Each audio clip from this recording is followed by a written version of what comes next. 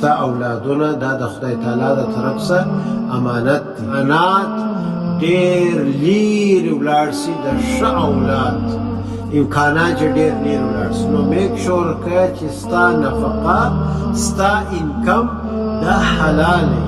سهار د لمانځه د سهار د لمانځه او د ماخوستن د لمانځه دغه باید چې ته راولاړ سې د خپل زوی پلس ستا اولاد سي فرمانبرداره صالح به سي. او بسم الله الرحمن الرحیم نحمده ونصلي على رسوله الكريم اما بعد. السلام علیکم ورحمة الله وبرکاته. امید چې تاسې به ټوله ښه یاست. د اولاد د تربیه په سلسله کې د یو سلسله موږ شروع کړې وه، خو بیا په مباحث کې قطع شوله، نو انشاءالله دا سلسله بېرته شروع کوو.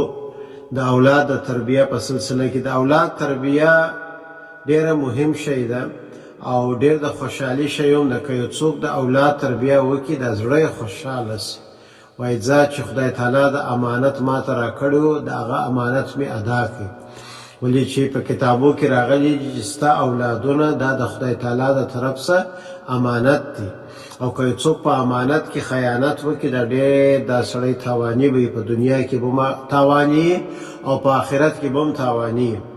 نو د اولاد تربیه چې ده دا ډېره مهمه ده. خدای تعالی چې موږ ته اسانه کړي، خصوصا په دا خارج په وطنو کې او دغسې په افغانستان پاکستان په نورو وطنو کې هم زور غواړي، خصوصا چې اوس بیا دا ډیوایسونه راغلي چې د سیلفونز د انسټاګرام او دا شیان راغلي چې بیخي مشکله سوې ده. نو مور و پلار ته زور غواړي، مګر ناممکنه نه ده چې هر څونه ته کوشش کولی سوی غونه یې وکړه، خدای تعالی بیا تا ته عوضونه درکړي، خدای تعالی بیا در اسانه کړي. یوه خبره یاد ولرئ، دا ډېره امپورټنټ ده، ډېره مهمه ده. ګوره چې عمرې د اولاد تربیه کې اول کردار اول مهم شی پلار دی او مور ده، چې دی خپله د خدای تعالی سره تعلق ولري، د اولادونه دی ته ګوري هغه سې راغټېږي. ولې چې په کتابو کې لیکلي چې علما دا وایي وایي په هر حسن و حسین پسې یو فاطمه و علي پسې. که حسن و حسین غواړې نو باید چې ته فاطمه سي، باید چې ته علي سي رضی الله عنهم اجمعین. نو اولادونه نیک غواړې، صالح غواړې، او خپله په لمنځو کې کمزوری، خپله په درواغ کې ژوند کوې، خپله د ګناهو سره اخته یې، کې مور ده کې پلار دی، نو بیا دا چرت مه وایه چې زما اولادونه به هم هغه د بیخي حسن حسین باندې جوړ سي. بهرحال دا یو کوشش دی، دا سلسله ده، دا مو شروع کړل انشاءالله. خدای تعالی جی وکړي چې دا سلسله شروع وي. ولې د اولاد تربیه په یو بیان او 5 بیانه نه کیږي، بلکې دا مستقل یو محنت یو کوشش غواړي. نو خدای تعالی جی موږ ته اسانه کړي، آمین. په اولاد په تربیه کې اوله مهمه خبره دا ده، دا سلسله به شروع وي، اول دوامه درېیمه حصې به شروع وي، نو لنډ لنډ بیانونه به وکړم.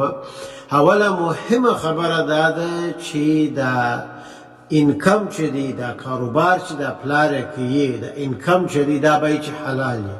که ستا نفقه حلاله نه ده، یا په ته انشورنس یا په مارګیج یا په نورو سود په انټرست په جې باندې ته اخته یې، نو زه نه وایم چې خدای نه کرده ناممکنه ده، مګر د امکانات ډېر لیرې ولاړ سي د ښه اولاد امکانات چې ډېر لیرې ولاړ سي. نو میک شور کوه چې ستا نفقه ستا انکم دا حلال وي. وہ 100% هیڅوک نشي کولی، موږ خو انسانان یو، څوک دونه 100% چې حلال وي، مګر باید ډېر پام کوه چې دا څه چې په دنیا کې اوس نومان شروع دي، که د انشورنس دی، که موټر په انشورنس رانیسئ، په سود یې رانیسئ، که کور په سود نیسئ. که ستا انکم یا د موټرانو د کور علاوه که دا نور ستا د کاروبار کې درواغ یې، ستا په نفقه کې درواغ یې شیان یې، نو دا ډېر مشکله کېږي ستا د اولاد تربیه دپاره. نو راسې انشاءالله نیت وکړو چې خپل اولاد ته حلاله نفقه ورکړو، خپل اولاد ته حلاله نفقه ورکړو.